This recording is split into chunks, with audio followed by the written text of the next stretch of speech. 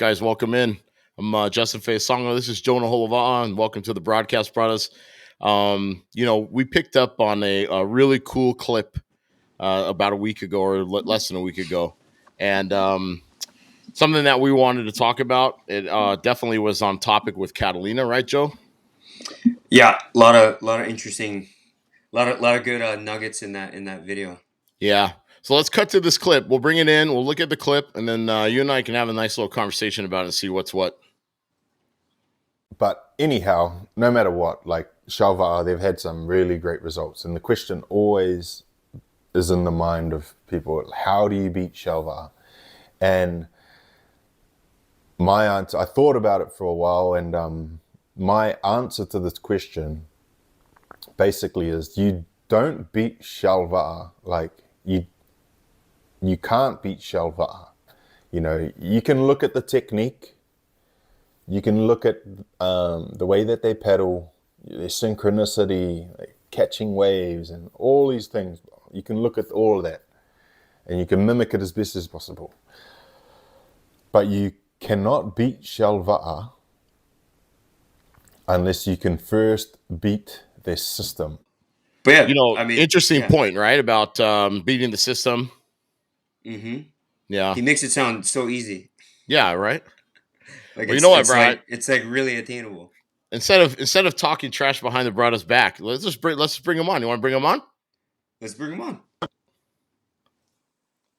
Right on. Welcome in, Tupuria King from all the way from New Zealand. Hey boys, half a world away, bro. Yeah, right on. Man, it's been a long time coming. Yeah, thank you so much for your time and joining us. I know, you're a day ahead and 6 hours behind, but thank you very much for coming on with us today. No, it's awesome to be here. I mean, you guys have been producing some pretty amazing content lately, and even with the Catalina just recently, it was awesome. So appreciate what you guys are doing, and yeah, thanks for having me on.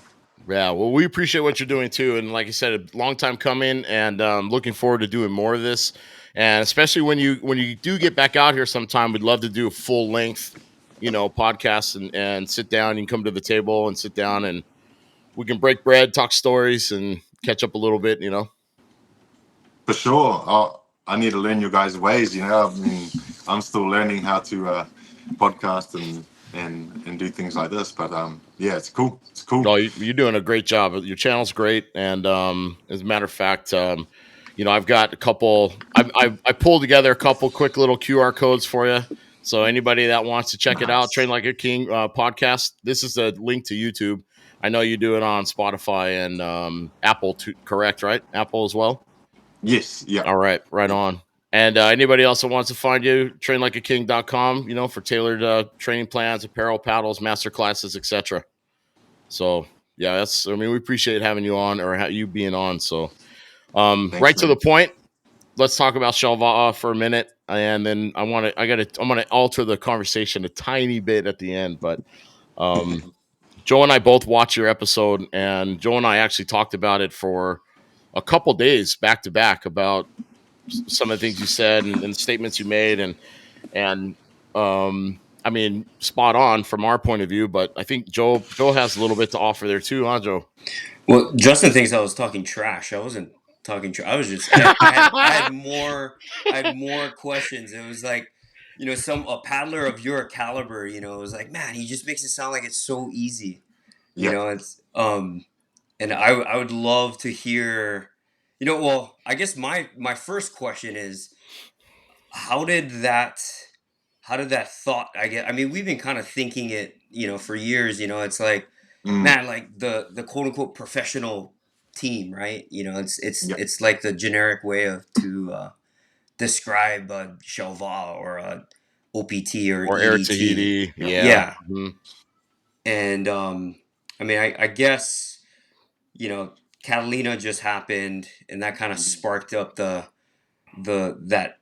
video. You mentioned that that show lost the race. Like, I don't know what race that was, but feel free to elaborate on that. And if you want to, kind of just take that clip a little bit more in depth, take it further if you can.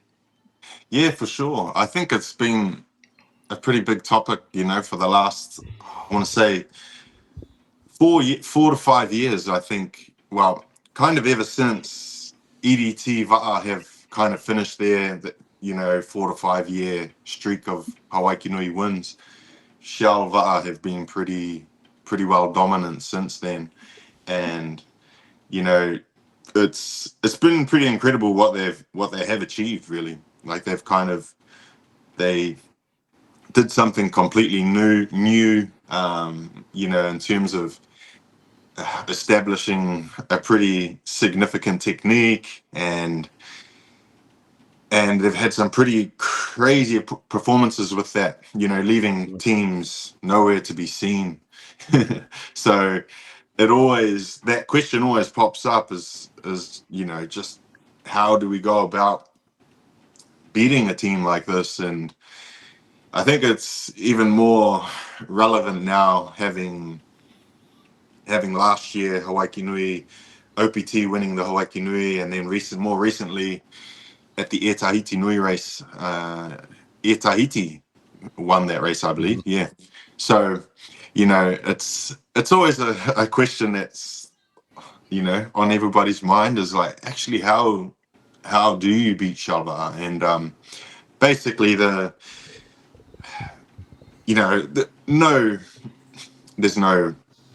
it's no secret, but the video that I put out in terms of that podcast, it was just around basically how important looking at, you know, not the surface level of what Shalva are doing currently, whether it is technique and the finer things of what they look like, but actually diving deep into just the way that they have been operating, not just for the last 4 years or 4 to 5 years, but pretty much how long they've been Shalva, you know.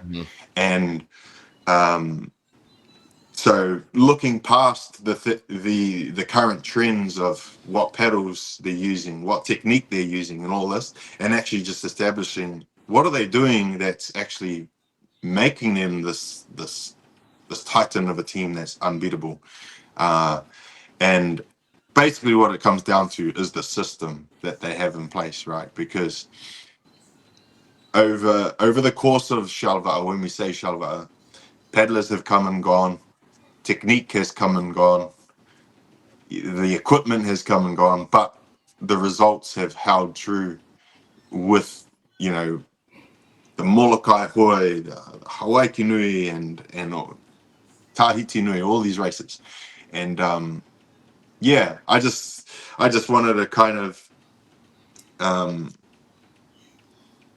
you know, state the fact that yes, there's things that are important, but pretty much at the roots of everything comes the work ethic, and just highlighting that yeah, sometimes you know, it isn't just about how, you know, when it comes to a good I don't want to dive into too much just yet. We can like unravel it a little bit more, but in terms of technique, right? Like technique is constantly changing, but basically what it all comes down to is time together as a team, pretty much, and that's what Shell nail. Yeah, they really nail that. Yeah. Well, you say it a lot more eloquent than I do, because I just say it's money, bro. Lots of money. Yeah. Yes.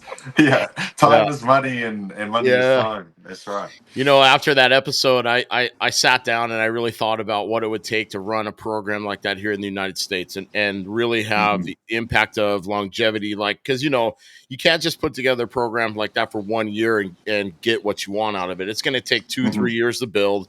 Then you got to create some sort of farm system to get paddlers in.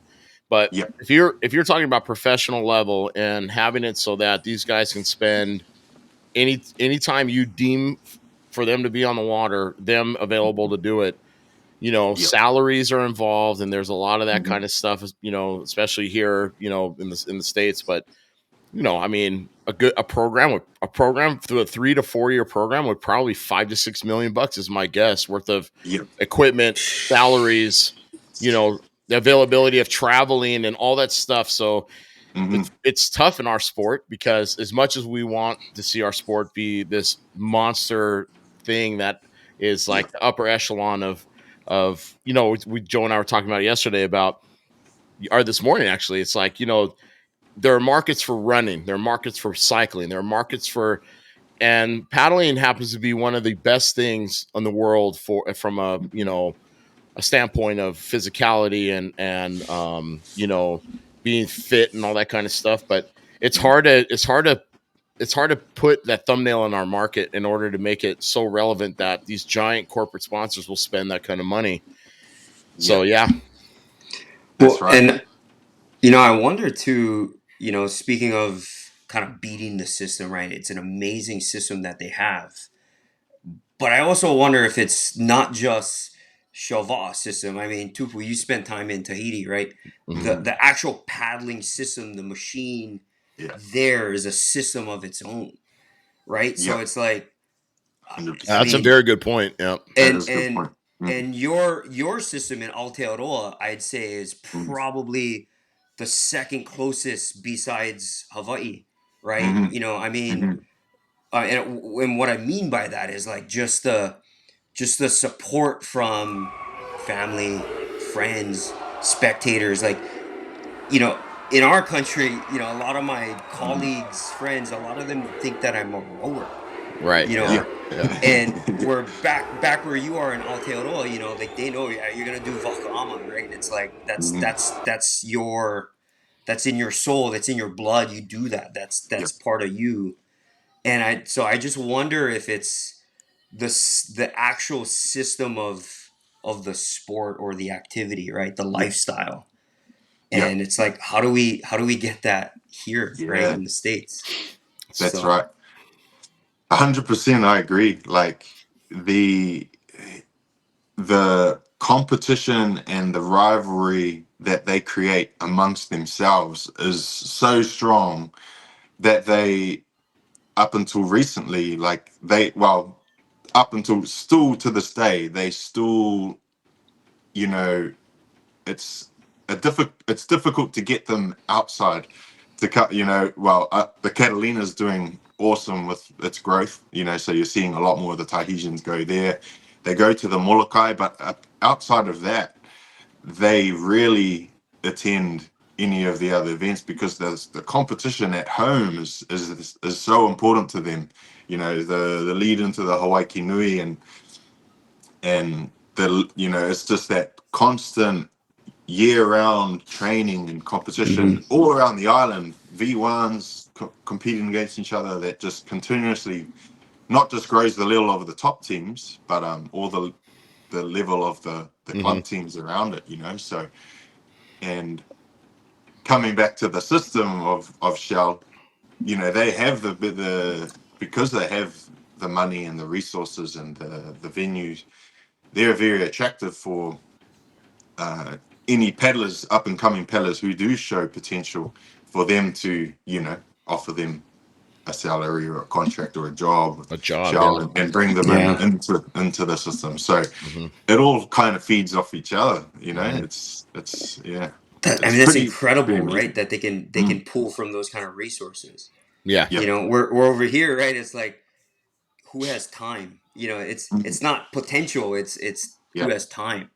Time. and Yep. and I think that's just such an, like, that's the difference right there. That's the Hmm. big Yeah. difference. I mean, speaking of time, I was talking to my wife, leading into Catalina, and oh well, this was after. I was like, we got seventh place. If you think about it, I put a lot of time in training Hmm. with the Lana Kilo boys to get ready for Catalina. The amount of time that I put in, and probably a lot of the guys I train with, is probably one third of what Shell and OPT and Air Air Tahiti. Tahiti put Hmm. in. Huahine. It's, Yeah. Yep. I mean, no excuses, right? But Yeah. but Yeah. it's like, but it's on a whole nother level, and it's And that's what I say. It's like, yeah, we always often talk about and we single out Shell, but we can't forget that actually OPT have a system. Air Tahiti have a bit of a system. you know, EDT had a strong system. You know, they all actually, you know, have pretty good systems. Maybe not to the extent of Shell and, you know, financially, but you know, they OPT, for example, have amazing facilities and right on the water, club accommodation there, restaurant, pool, all that type of stuff. You know, just little things that, yeah, you can kind of take for granted with those other with the other Tahitian teams. You know, Yeah. so yeah, it's. I think about. I don't know too much of the history of Outrigger before my day, but you know, I I do have spoken to some people about there was a time where like big corporate funding was pretty common. Like there was a lot of like quite a lot of sponsorship involved with paddling, not just in Tahiti but all around the world, even here in New Zealand. Like big races and stuff. I don't know, Steinlager and all sort of, like, you know, and that depended on which races and who was involved. But it was quite popular, and then I think that kind of sponsorship kind of went to the wayside. But one place that remained was Tahiti, right? Like I think they held on. Like Shalva was you know, Hide Mobile back in the day, and all of these Yeah. big organizations in Tahiti. They're the ones that, you know, stayed held strong, and so did the paddling. You know, you watch a lot of those old Molokai races that were televised, and you know, Tahiti weren't the super dominant force. Like even teams from California, I believe, were like it was like California, Hawaii, and Tahiti all battling for, you know, all at quite an even playing field. And but just Tahiti just have taken it to another level. Yeah. Taken it Yeah. to another level. One thing we're talking about other places in the world that is coming up, and Joe and I have had this conversation a bunch of times, and I know you spent time down there and going into the IVF World Distance Championships next year is Brazil, and I know you spent time down there. I've seen Team Mirage has been to Tahiti for a couple months. I think they went there, and then they flew Coach David out to go spend time with them. I've always told Joe, I'm like, they're going to be the ones that come to the table that are going to be the surprise guys that show up. You know, they're Yeah. putting time in for some reason or other. Their environment allows it. And what's your take on that? What's your take on IVF in Brazil coming up? Yeah, I agree. I think Brazil's is going to be a force. Well, they're already a force, but I think once they start to get more resources, more more canoes, and even whether that's six bands, but more specifically V1s and OC1s, they're just going to be able to take it to another level. We've already got a top Brazilian paddling with Kevin's team in Huahine, you know, Right. and the experience that he's getting and taking home, and it's pretty inspirational. And yeah, I'm excited for the IVF next year. I think it's going to be a really good one for them. I was there obviously 10 years ago. 10 years ago now for the 2014 IVF sprints in Rio, Mm-hmm. and even then they at the time, because the Olympics were close, they had a lot of their canoe athletes and kayak athletes jump in the VAR, and they won everything. And but well, not I don't think they won everything, but they They were was competitive, super they was competitive. super Yeah. competitive, Mhm. super competitive. Like I think yeah, Tahiti had a pretty strong team then as well, but yeah, they had lots of numbers anyway. So yeah, I think there's a few teams that we haven't seen yet. Like, you know, I think that there's some states in Brazil that are really, really working in the dark. So Yeah. Well, even interesting. IVF in Samoa, there were some teams that showed up there from South America that I was like that Masters team out of Chile. Like, who are these Hmm. guys? You know, and I would love to see what they train in water wise, because you know that water down there is brutal. You know, Hmm. but I couldn't believe it. I was watching. I was like, who are these guys, and where'd they come from, and who's coaching them? And I had a lot of Yeah, questions. yeah, Hey, so Tupu, so back to systems, right? Like, Mm, I'd love to hear, how, like your system, and yeah. back home, Well, yeah. Mm, you've assembled, your team. It seems like you guys been mm, paddling together a good amount over the years, participating in all these IVF events, and mm. it sounds like you train alone. Yeah. And how do you come together training, and how often? That's a really good question and something I wanted to talk about too in terms of systems. And so like in New Zealand because relative to compared to Tahiti, we're relatively big country and widespread nation of clubs. And whereas Tahiti, you've got so many clubs so close together, so it's it is quite difficult, well, especially if you're trying to, for example, establishing a New Zealand team. you know you're gonna have top paddlers that live all over the nation, and it is fairly difficult to get the time together in order to create the blend and the synchronicity necessary to be your best. However, I think what does fast track that is basically like you you can, similar to how Shell pick talent, right? They bring, for them, the good thing about them is they can grab the talent, bring it together, and bring them together and hold them together for a long period of time. I Hmm. can grab talent and bring them together for 5 weekends, you know, separate weekends leading Yeah. up to a World Sprint Champs. Eh, and that's kind of the difference. However, I think you can look at systems on an individual basis as well. Like I would say, and that's the key to success in paddling is your system, whether that is your system for yourself or your system for your team. So you know one thing I like to do as an individual paddler, because I do 95% of my training on my own, and like as long as I'm on the water, I try and get on the water 6 days a week, and stay consistent, and try and have a target of volume that I try to achieve. And and that enables me to be you know successful, or hold a decent level under that system, right?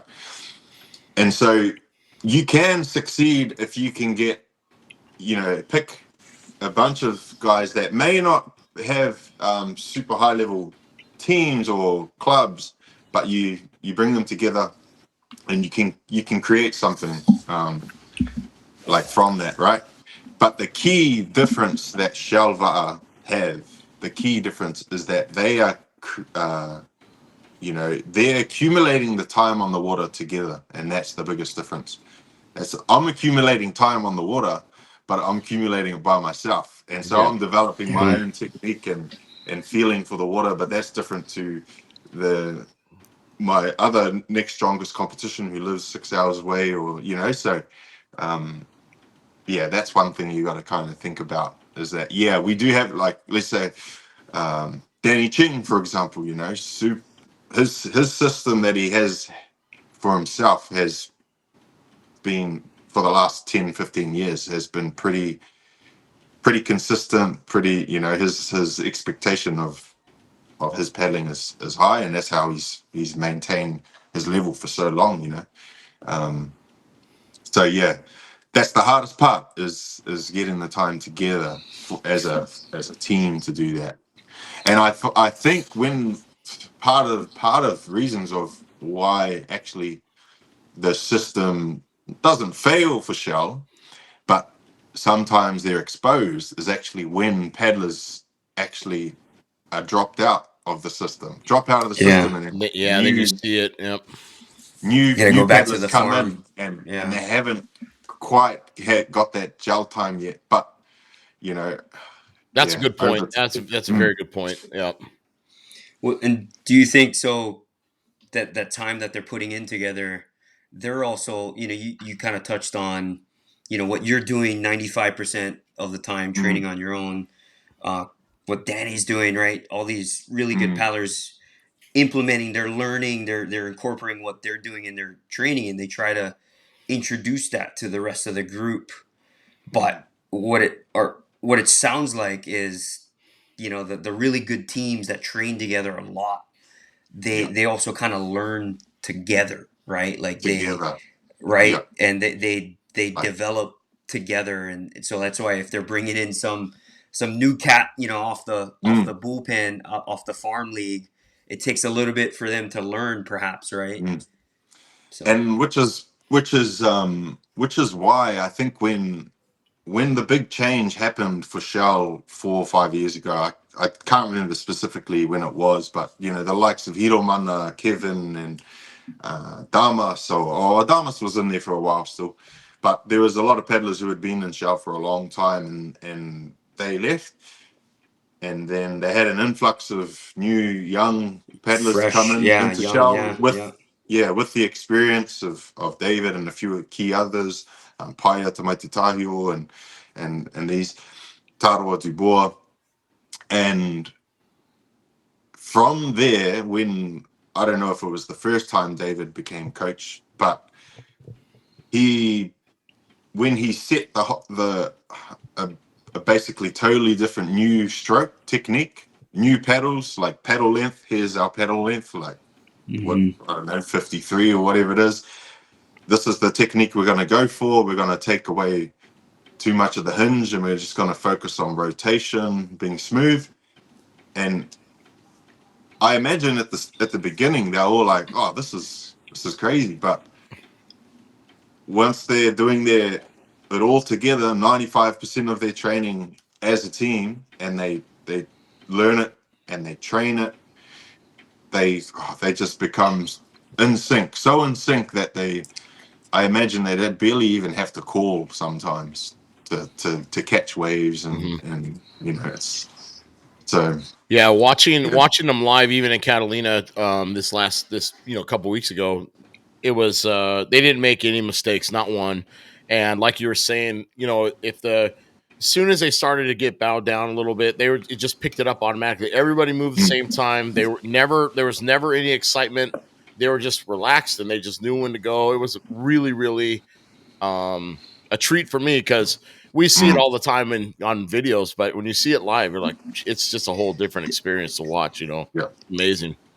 Especially from behind too, just watching them just For you, yeah, yeah, for you, yeah, yeah. man, yeah.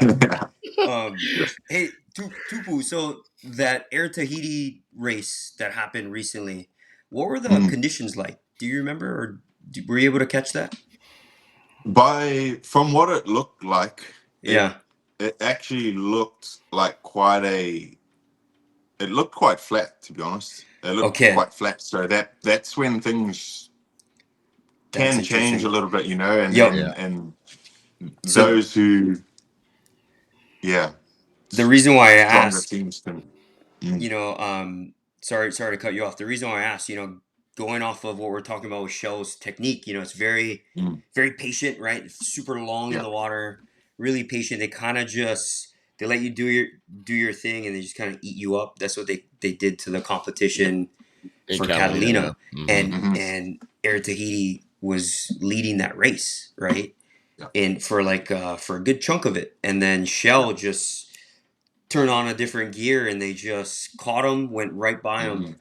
But I yeah, will say just looking at their cadences are very different. Their technique was very different too. Like Air Tahiti was very front heavy, kind of attack the front end, yeah, and I wonder if that paid off.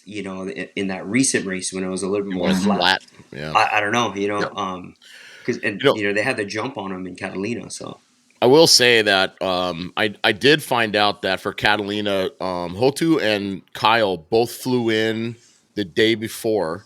They weren't here with the team early on because I think they raced right before Catalina. And not to say that Jeez. may have made a impact, but I will say this: Kyle Terafalo has been on a Oh, rampage on the Yeah. one end. honestly, Like he is just crushing everybody. And yeah, so I don't know. Maybe that was just him getting back at Shell. Like, no, not in our race. It's not going to happen. yeah, I don't know. yeah. Because he just Now, won. massive, He just won massive again, huh? congratulations to him. Yeah, Yeah, man. he's Yeah, had a massive year. yeah. Yeah, it's How old been is that guy? He's been around for a while, right? yeah, he's Gotta be in his mid been around. 35, 36, probably. Yeah, I don't know. I maybe. don't I know. think he's about similar to Yeah. Steve and Kevin's age. Hmm. You know, there's. I still remember watching the Super Tour in 2000 and I want to 2012, I believe, and Kyle Torofo is. You wouldn't even recognize Kyle in those videos back then. I think he was in a purple, like paddling like a purple Timmy, but the technique is still Yeah. the same from Interesting. till Yeah. now. Yeah, Yeah. still the same. Yeah.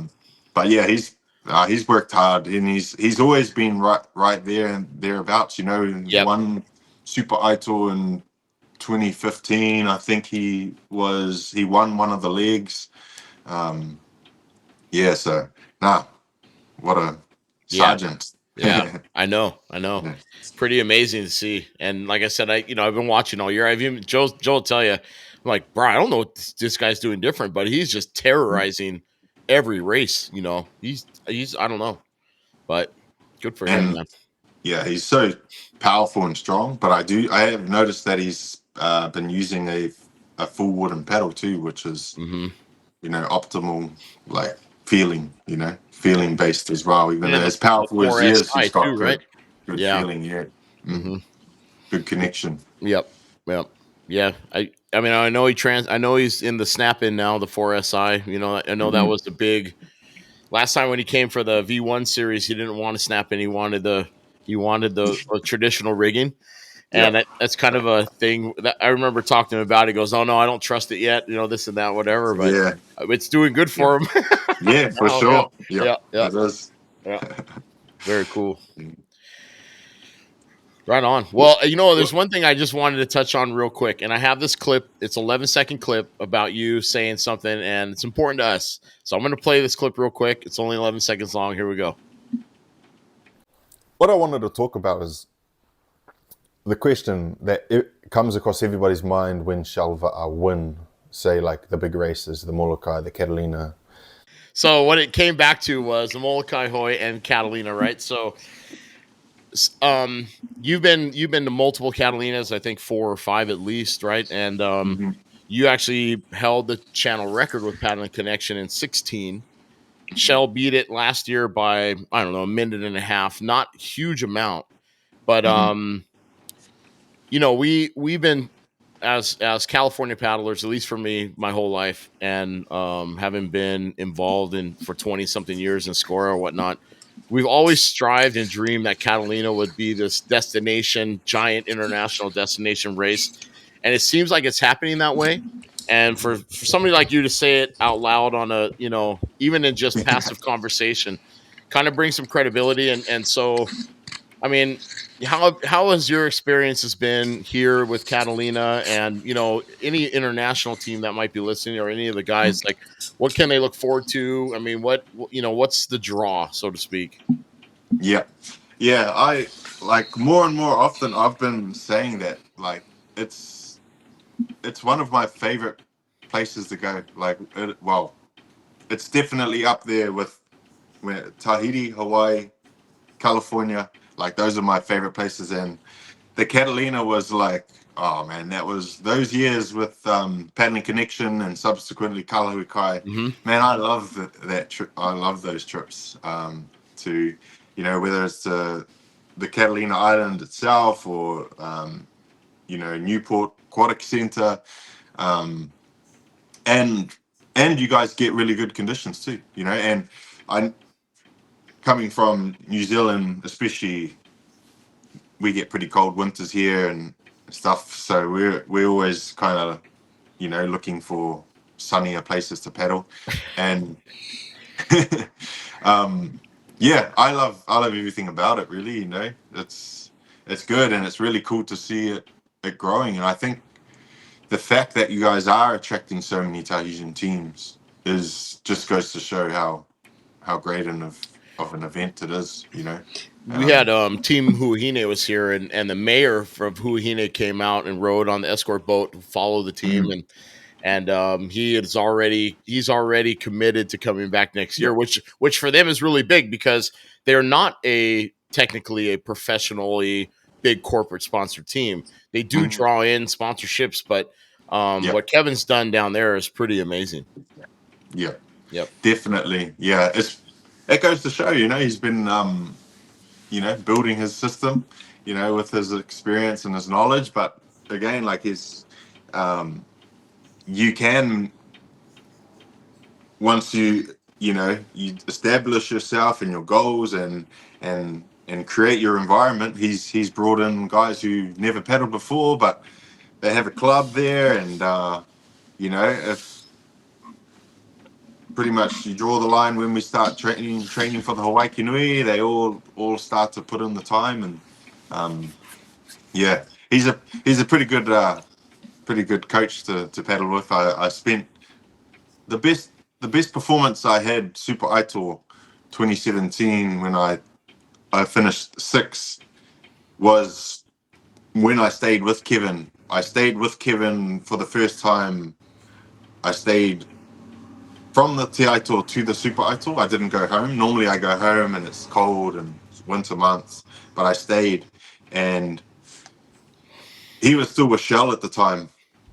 So I he would go to work in the morning, and what I would do is because he lived in Mahina, so I'd bike from Mahina over the big hill to Shalva'a and paddle while he's at work, and then I'd bike home, pick up lunch on the way back, and then wait for him to finish, and then when he finishes, he'd pick me up, and then we go train again. So you So got double the workouts, yeah. I got double the workout, but yeah, so that was, you know, training with Kevin and learning from him. It's downwind surfing and all that, man. He's pretty good. He doesn't have to say much, but the stuff that he does say, you know, Well, it goes a comes long way. out. It comes out in his paddling, yeah, for sure. Yeah. Yep. My favorite thing that Kevin says is when your motorboat gets too close, he tells you to get away. Yeah. Yeah. They Yeah, all he's do that now. They yeah, don't he's want. They always don't want to Yeah. be waked at all. Like, go away. Yeah. Yeah.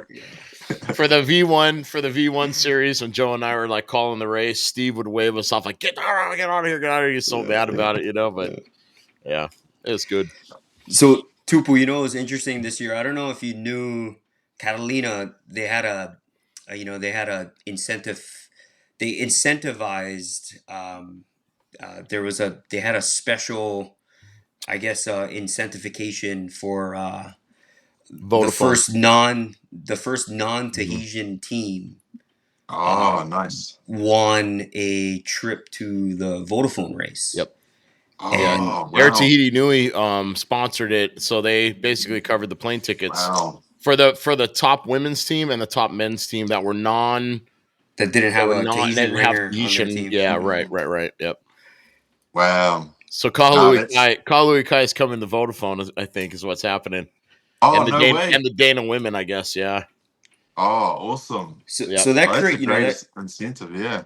yeah, that created a bit of a draw too, right? With Mm. there's a lot more Hawaii teams that came Yeah. out, Yeah. and Yeah. Wailea, those guys, the boys from yeah, Wailea they yeah, smashed it across the channel too.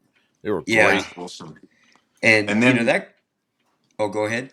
even that's awesome. And then even the Vodafone race itself, I believe, has an incentive for international Oh, it participation. does. I remember watching a video or something about some prize money for first non-Tahitian team to do well over there, Huh. which is pretty cool. Mm. That's and that got me to think, right? Like, you know, you know, Catalina. There's been a more of a flux of not just Tahitian, because there's been Tahitian teams or a Hawaiian team, like a token Tahitian or a token Hawaiian Mhm. team Yeah. that would come Hmm. and do Catalina, right? And Yeah, but now it's just this huge flux of like the best teams in the world. yeah, And I guess I got a couple questions for you. Do you think because the Molokai Hoi has been dormant all these years, is that why Catalina has been kind of that premier? I mean, Shell has come 3 years in a row, right? And it seemed they seem to be bringing in the OPTs and the Huehines. Like, do you think that's why? Yeah, I definitely think it it has influenced that, but I think it's just a credit to the work that you guys have been doing to create that race. So I know it's not easy to plan something like. Well, I've talked to Kelly about planning races, Yeah. and Oh yeah. it's Hmm. it's you've got to do that years in advance, and yeah, it's where it is now is just amazing. From everything from like and logistically, it's amazing too, because getting the canoes to the island is simply Mm-hmm. women get to race the canoes there, men get to race them back, and yeah, logistically that's an amazing system. Yeah. And So, then everything from the after party at the beach there, and the shops and vendors, and yeah. it's a pretty awesome experience.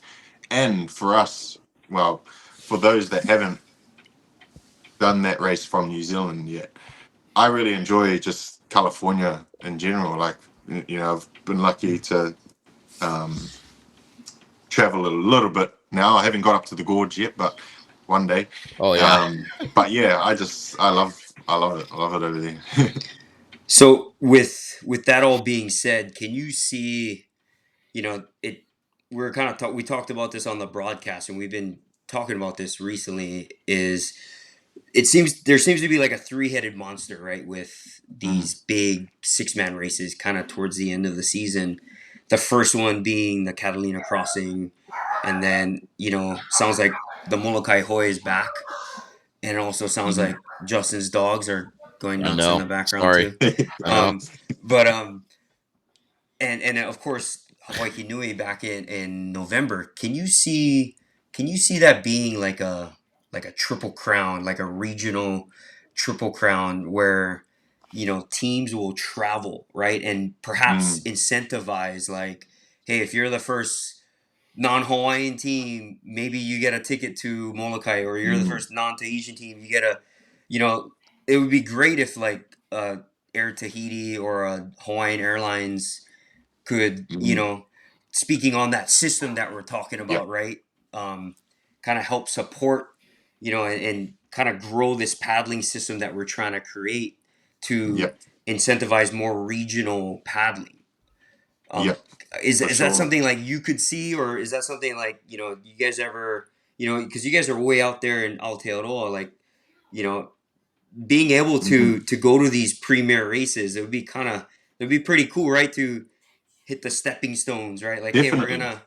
Yeah, and I think Catalina specifically is perfect timing. Really, like they're all in perfect, you know, s- um, Like perfect timing in progression, terms right? of when kind of roughly when barring the Super Aitoa, I guess, and Super Tahoi, um, but once that kind of one man season wraps up, then you've got bang, bang, bang of Hmm. Catalina, Molokai, Hawaii Kinui. Um, yeah, I think that's a really, to connect those races would be a really good idea. When you're I also think, connecting your paddlers, right? Like it kind of mm, goes from individual to teams, right? yeah, For the next 4 months. that's right. Yeah, like bear with me. I'll Yeah, yeah, no worries. It'd be interesting to see that, like, as that series progresses. Hmm. Aotearoa goes into their summer months, right? So is there a fourth race that can be added on, and how does it move through the Oh yeah. season, right? So if Aotearoa is going into their spring and summer season at the end of Hawaii Nui, is there a race to offer that as a fourth destination race? Hawaii Nui is a big race, but I mean, there's no reason why there can't add on to be a circuit, like Was another it additional Vaka Yep. Ava, right? That's Cook Islands. Yeah, that's Cook Cook Islands. Yeah, Islands. Yeah. Yeah. New Zealand, like that's the one thing I was thinking about recently is you know, because Tahiti, they're really good at like, yeah, they've got such strong competition and in amongst themselves, but the Catalina's doing well to get them out. The Molokai always done pretty well to get them out. um I always think about our biggest race that attracts some Tahitian teams, but not the top of the top. Maybe an individual here or there is our Takapuna Cup. But I'm Yeah. Yep. always wondering, like, how can we add to that little bit of a calendar? Because Yeah. The there's the Hawaii Broadcast Brothers Nui, and just come down and live feed your race. yeah, that's right. Because Hawaii Nui happens, and then that's in November, and that's the beginning of our summer. So then we're starting to get into our big races of the year as well. So And then when yeah, is Takapuna? When is the Takapuna Cup? that's in February. Yeah, Okay. yeah, Okay. February. Yeah, Interesting. Yep. Yeah, I've always kind of fantasized about that. I was like, oh, that'd be yeah, cool to create like like in surfing, Yeah. there's the hmm triple Yeah. crown of surfing, right? You have, yeah, and it's always kind of the celebration at the end of the series, the season. Yep. yeah. And That's right. I always thought that would be, just to kind of push the competition, especially here in California, Mm, perhaps in Hawaii. Guys are yeah, kind of just lengthening their season to finish, on the shores of Bora Bora, right? yeah, That'd be yeah, amazing. Mm-hmm. yeah, So for sure. Yeah, I mean, it would be a pretty cool goal of mine to eventually get a New Zealand team down or over to the Catalina, Yeah. to the Hawaii Nui, because I would say New Zealand, like we have really strong paddling community. Yeah, you do. However, and we are starting to go in a particular direction, but our core, our biggest event is our sprints, our sprint yeah, nationals. yeah, Like it's massive, It and is and big. Yeah. and part of it, I think, is because of our winter season. Most of our youth go and play rugby and netball and through those winter months and do their winter sports, and then as summer starts kicking in, they start preparing for the nationals when the winter sports are finished. Then they start preparing for our sprint nationals in January and in the middle of summer. And so the winter kind of kills that mm, training, the paddling vibe for our youth, and so they don't really like. Yeah, they kind of don't really prepare that well for our long distance nationals, which usually sits in the winter time, sometimes. And the way that I negated that was traveling to Tahiti and Mm-hmm. Hawaii and California, and just adding all that's these other interesting. races to my calendar. So yeah, but more and more we're becoming like more year-round paddlers, and paddlers are looking overseas to race and big international races. So yeah, it would be cool to send a few teams Yeah. over there. Mm. I actually had a really good story for you, Tupu. Speaking of sprinting, so my very first world sprints, 2010, Sacramento. That was the year where Nice. Tauro Dubois just destroyed the field when he was like 18 or something like that. Hmm. And Brad Anderson. So I remember Brad, Yes. before there was Tupuria King, there was Brad Anderson. Yeah. That Yeah. guy was the man. 100%. Yeah. Yeah. And so he was in one of my heats. I mean, the guy just destroyed me. And Justin, this guy's huge, Yeah. Yeah. big, brought Oh, up, I seen videos. Yeah. and Yeah. but the nicest fella, super Yeah. nice guy. Yeah. And I remember, the Altea, the New Zealand jerseys. That was like no one was gonna get those jerseys. It was like, everyone trades jerseys at the end. It's Yeah. like, Yeah. Yeah. Oh Yeah. yeah. nope, nobody's getting one of these. And for some reason, I don't know. I just, started talking story with that guy Brad. He was taking my heat, and I was like, hey, bro, like, any chance you'd want to trade jerseys or what? And for some reason, he was like, yeah, sure, why not?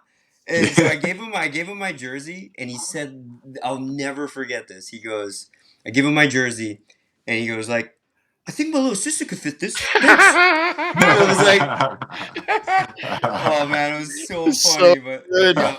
But I scored that jersey. I ended up losing it, but I love that All Blacks jersey, bro. Yeah, But man. yeah, I had to share Yep. that one because that's my first New Zealand paddling experience. Experience. Nice. Yeah, Brad, he's the man.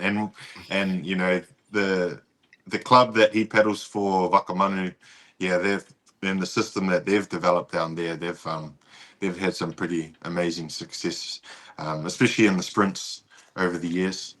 So yeah. Yeah, he isn't Yeah. training too much lately, but Okay. he's back home now. He was spent a bit of time overseas, but he's And back, so if I get him can on the water.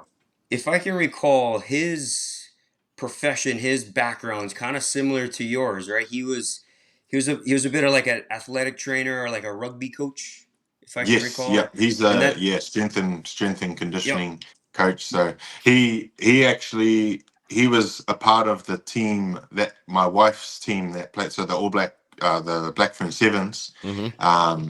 He was their strength and conditioning coach the first year that they won gold at the Olympics in Oh wow. yeah. So and then he moved on before this Olympics, but he spent a bit of time in Japan, I believe, coaching. So he's still he's still Okay. coaching now. Yeah. He's Okay. he's back with the Black Ferns 15s at the moment. So Oh, cool. yeah, Right on. yeah. That's why he was so strong and Yeah, right. big. Yeah. It's just, yeah, Yeah, he was a big dude. So yeah, what, man. Joe? You were swimming in that jersey or what? Well, yeah, well, it was super tight on him, and Right. yeah, it fit me like kind of same as like Tupu, his tank top. It was like Yeah. it's kind of loose, but like Yeah. it fit perfectly. I wore it with pride, Yeah. Right on. Nice. Right on. especially knowing that his little sister was wearing mine on the other side of the world. Yeah. I was talking about little sister. My sister was I was telling her, I go, yeah, we're gonna talk to Tupu, and she goes, oh, can you ask him a question? I go, okay, sure, I'll ask him. And she goes, can you ask him if since he's in New Zealand and there's a lot of Samoans down there, does he make Samoan sizes in his clothing? And I was like, I don't know. I'll ask him and see. Sure, yeah, we can for sure. Yeah. For sure. We're working on our next Yeah. line of apparel. So No, yeah, we were for laughing sure we because can. Joe and I got a little bit of a handout, or we got help from Florence when we did the broadcast, and they they gave us a little bit in gift cards Nice. for apparel, right? And I Cool. was laughing with Joe. I go, Brian, might as well just give you my gift cards. And he goes, why? I go, because I'm not going to fit in anything that Florence makes. Like, it might fit on my arm, like my arm right here, but Yeah. that's it. Like that's done. I Bro, said, I'll cut the hoodie off the rash guard, just put the hoodie over it, and that's it. We're done. Yeah. Hey, speaking of cutting, I gotta send you that clip of you putting on the jacket. Oh Do you yeah, remember that?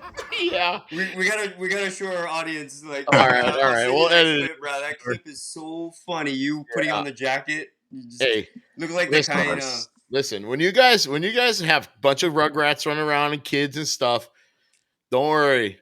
You're gonna Yeah. pack on a little bit of weight, and Yeah. I'll make sure that I don't remind you guys when that time comes. Well, you Yeah. guys want to see a reminder? The screen's not picking it up, but look at this. See that? Look at those boxes. That's right all the there. baby shower stuff. Bro, look at those diaper boxes right there. Hey, they go fast, bro. I'm telling you. Yeah. Don't worry. Yeah. Yeah, that's definitely a reminder, man. That's those Nice. diapers and all that stuff. Man, they drain the bank account quick, bro. I'm Yeah. telling you. Yeah, but Yeah, we should hit up a Huggy sponsorship. yeah, paddling.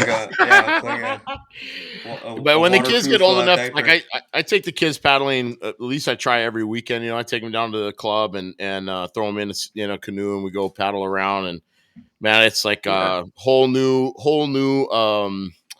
passion for paddling that is not anything related to anything that I used to do. And it's fun, man. The kids love it, That's and awesome. it's fun doing it. Yeah. So, yeah. yep. I wouldn't mind getting one of the OC1s with the armor. Yeah. As a seat and Just like call a Will. A sidecar. Just Like call a Will and sidecar, have like a Will. Yeah, have motorcycle. Will shape one out for Yeah. Aries, and then he'll send it to you. It'll be fun. Yeah, that's right. That'd be good. Yeah.